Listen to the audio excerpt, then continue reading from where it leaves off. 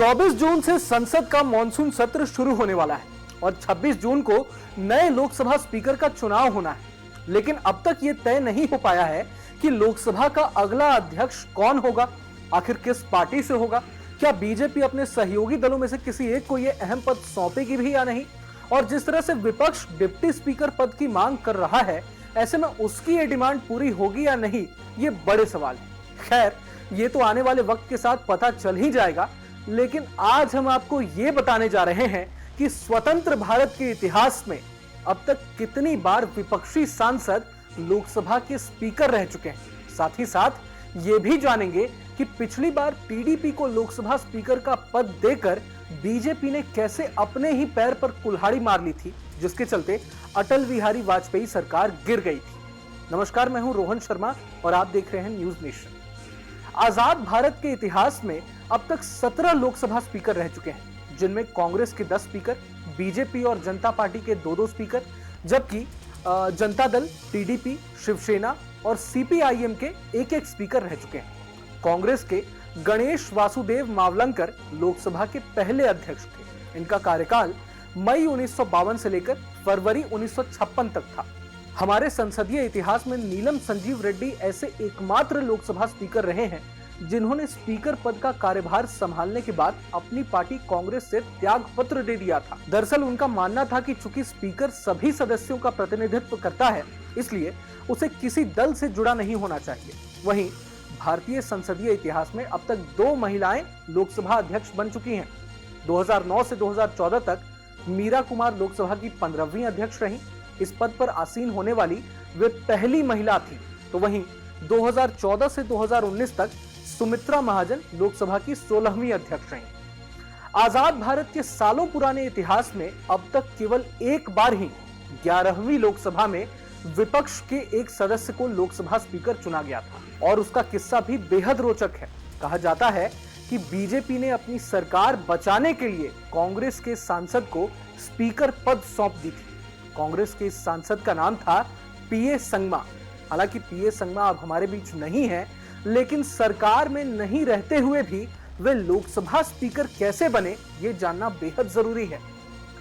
ये साल था 1996 का, जब पीवी नरसिम्हा राव की सरकार अपना कार्यकाल पूरा कर चुकी थी। लोकसभा के चुनाव भी हो चुके थे, लेकिन जनादेश किसी एक दल या गठबंधन के पक्ष में नहीं था। बीजेपी सबसे बड़ी पार्टी के तौर पर उभरी थी, लेकिन बहुमत से बहुत दूर थी। कांग्रेस के लिए 1977 के बाद यह दूसरा मौका था जब वो दूसरे नंबर पर रही थी। ऐसे में तत्कालीन राष्ट्रपति शंकर दयाल शर्मा ने बीजेपी संसदीय दल के नेता अटल बिहारी वाजपेयी को पीएम पद की शपथ दिला दी और उनसे 15 दिनों के भीतर बहुमत साबित करने को कह दिया गया। लेकिन बहुमत साबित करने के पहले वाजपेयी सरकार को एक और टेस्ट देना था, और वो टेस्ट था लोकसभा के नवनिर्वाचित सदस्यों के शपथ ग्रहण के बाद होने वाला स्पीकर का चुनाव। उस वक्त मुख्य विपक्षी दल कांग्रेस ने पीए संगमा को अपना उम्मीदवार बनाने का ऐलान कर दिया था। कांग्रेस की तरफ से संगमा का नामांकन भी हो गया था। संयुक्त मोर्चे की ओर से कामरेड हरकिशन सिंह सुरजीत ने उन्हें समर्थन देने की घोषणा भी कर दी थी। सुरजीत के इस ऐलान के बाद सत्तारूढ़ बीजेपी असमंजस में पड़ गई। बीजेपी को लगने लगा कि यदि अपना कैंडिडेट उतारा गया तो वो सदन के संख्या बल के सामने नहीं टिकेगा। लिहाजा बीजेपी की तरफ से बीच की लाइन लेते हुए कहा गया कि पार्टी को बतौर स्पीकर पीए संगमा के नाम पर कोई ऐतराज नहीं है, और 24 मई 1996 को संगमा सर्वसम्मति से स्पीकर चुन लिए गए। स्पीकर के रूप में पीए संगमा का कार्यकाल मार्च 1996 से मार्च 1998 तक रहा। हालांकि 11वीं लोकसभा का कार्यकाल केवल 19 महीने तक ही चल सका, लेकिन इस लोकसभा में 3 प्रधानमंत्री आए और गए, 4 विश्वास प्रस्ताव पेश किया गया, जो आज तक किसी लोकसभा में नहीं हुआ है। बतौर लोकसभा स्पीकर पीए संगमा ने बेहद कुशलता से सदन का संचालन भी किया। यही वजह थी कि उन्हें 12वीं लोकसभा का अध्यक्ष बनाने की भी तैयारी चल रही थी। यहां तक कि तत्कालीन पीएम अटल बिहारी वाजपेयी ने तो इस पर सहमति भी जता दी थी। लेकिन सियासत का एक बड़ा सच यही है कि किसी भी राजनीतिक दल के लिए बहुमत का जुगाड़ हमेशा से प्रायोरिटी लिस्ट में सबसे ऊपर होता है। यही उस वक्त की वाजपेयी सरकार के साथ भी हुआ, क्योंकि उन्हें भी 1 हफ्ते के भीतर लोकसभा में बहुमत साबित करना था। नंबर कम पड़ रहे थे, लिहाजा रात भर में सब कुछ बदल गया। तब चंद्रबाबू नायडू की पार्टी टीडीपी ने वाजपेयी सरकार को अपना समर्थन दे दिया और इसके एवज में उनकी पार्टी के नेता जीएमसी बालयोगी को लोकसभा स्पीकर बनाया गया था।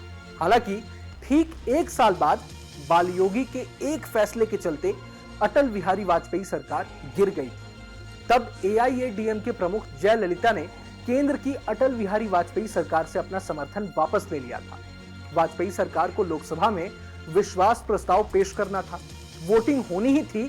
तभी अचानक उड़ीसा के नवनियुक्त मुख्यमंत्री गिरधर गमांग सदन में उपस्थित हो गए थे। गमांग ने अपनी लोकसभा सीट छोड़ी नहीं थी, लेकिन उन्हें सदन में देखकर ट्रेजरी बेंच के सदस्य हल्ला मचाने लगे।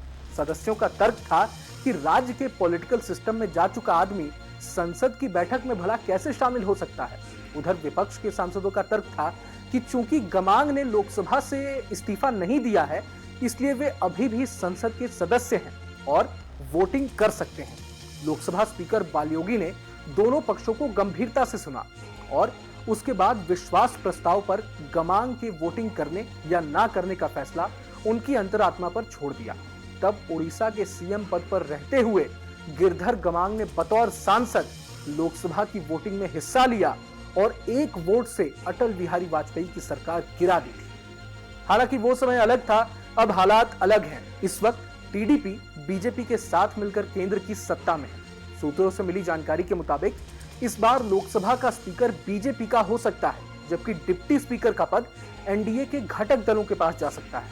हालांकि विपक्षी गठबंधन भी डिप्टी स्पीकर पद को लेकर अड़ा हुआ है। विपक्ष का तो कहना है कि अगर सर्वसम्मति से उसे डिप्टी स्पीकर का पद नहीं दिया गया तो वे लोकसभा अध्यक्ष पद के लिए चुनाव की मांग करेगा। हालांकि अब किसकी झोली में कौन सा पद गिरता है ये तो वक्त ही बताएगा। बहरहाल, अगर आपको ये वीडियो पसंद आया तो लाइक करें और चैनल को सब्सक्राइब करें।